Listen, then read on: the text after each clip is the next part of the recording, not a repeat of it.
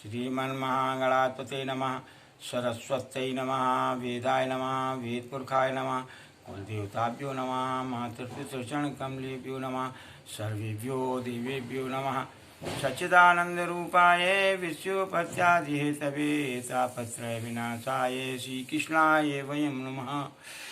आइए नित्य की भांति मैं आज भी आपके सामने श्रीमद् भागवत का एक श्लोक लेकर के आ रहा हूँ। आप उसका श्रवण करें।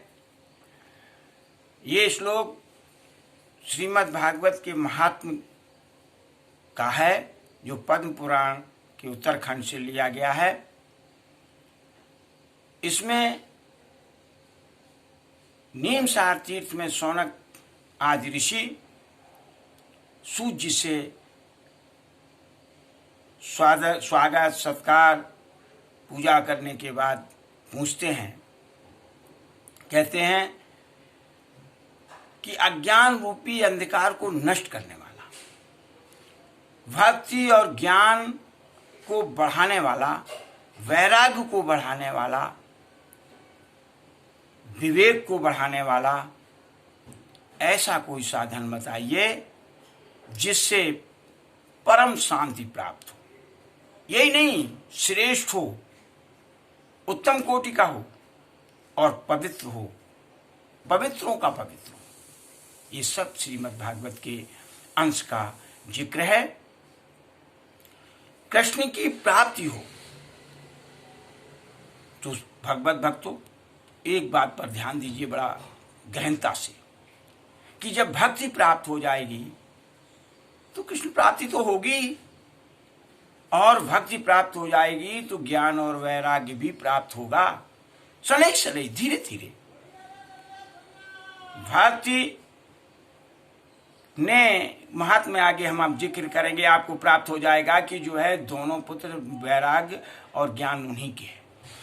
तो जब भक्ति का समावेश होगा तो ज्ञान अपने आप आएगा, ज्ञान आएगा तो वैराग्य का अभ्युदय जरूर होगा। तो साथियों, भगवत भक्तों, सज्जनों,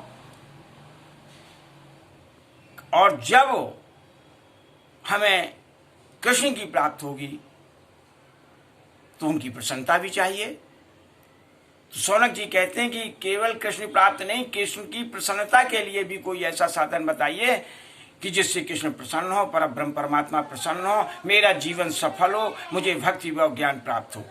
तो आइए मैं उसी क्रम में आज आपके सामने एक श्लोक लेके आया हूँ।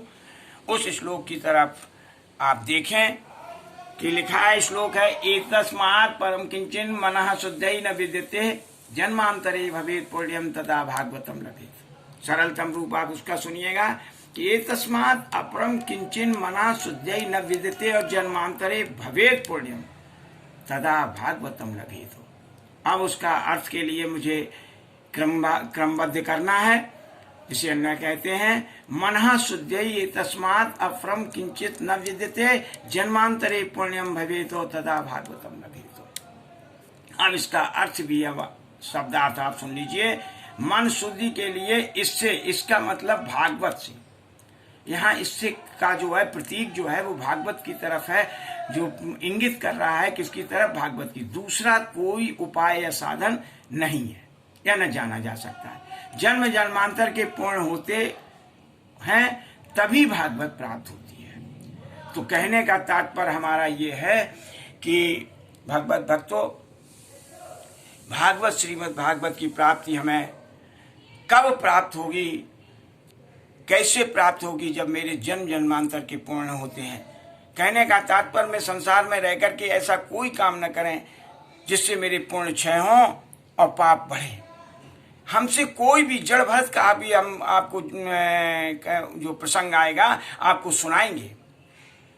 वो जब रघुगण की पालकी में चल रहे थे तो किस तरह से चल रहे थे, क्यों चल रहे थे, इसलिए चल रहे थे कि कोई हमसे पाप ना हो जाए।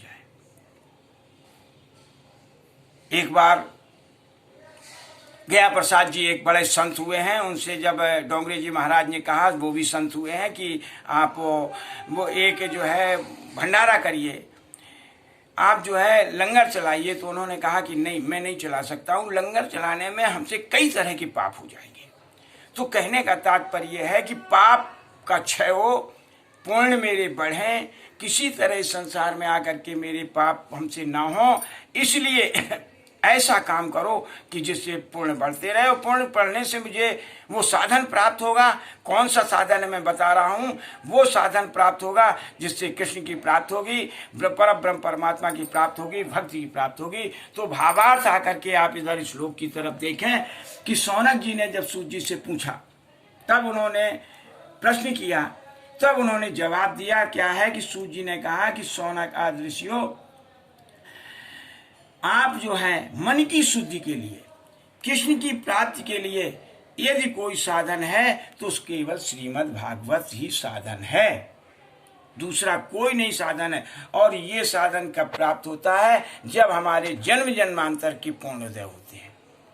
तो सज्जनों, भगवत भक्तों, ये भागवत की कथा हमारा भी भाग्य है हमारी समझ में, जो हम दो काम कर रहे हैं, दो तरह के पुण्य आप तक पहुंचाना और स्वयं संतुष्टि के लिए, और इसको जन जन तक पहुंचाने के लिए हम एक कार्य कर रहे हैं। तो ये एक पुण्य कार्य ही है, मैं ऐसा समझ रहा हूँ, और अपनी आत्मसंतोष के लिए तो मैं कर ही रहा हूँ। तो लेकिन एक कार्य जो है इसी क्रम में मैंने पहले वीडियो में भेजा था, वो हमसे छूट रहा है कि जो आगे आने वाली पीढ़ी है, बच्चे हैं, मैं उनके लिए योग, मतलब ये शारीरिक स्वास्थ्य के लिए योग, आसन, नियम, और संसार में हमारी जो है, जो हम नित्य क्रियाएं करते हैं, उनमें किस तरह से हमारा शरीर स्वस्थ रह सकता है, मानसिक वृद्धि कैसे हो, बौद्धिक विकास कैसे हो, धार्मिक और आध्यात्मिक विकास कैसे हो, ये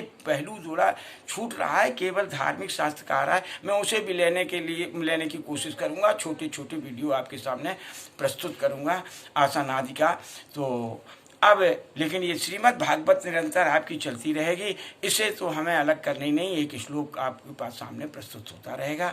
और जैसा मैं पूर्व बताता रहा हूँ, बस उसी हिसाब से होगा कि केवल महत्व के आपके पास श्लोक आएंगे, या जो पंडित लोगों से छूट जाते हैं वो आपके सामने आएंगे। बहुत बहुत धन्यवाद। मैं आपका सहयोग यदि मुझे मिलता रहेगा तो और मेरा उत्साहवर्धन होगा, मैं और अच्छी तरह से मतलब जो है व्याख्या कर सकूँगा। धन्यवाद। आगे की प्रतीक्षा में। हरि शरणम।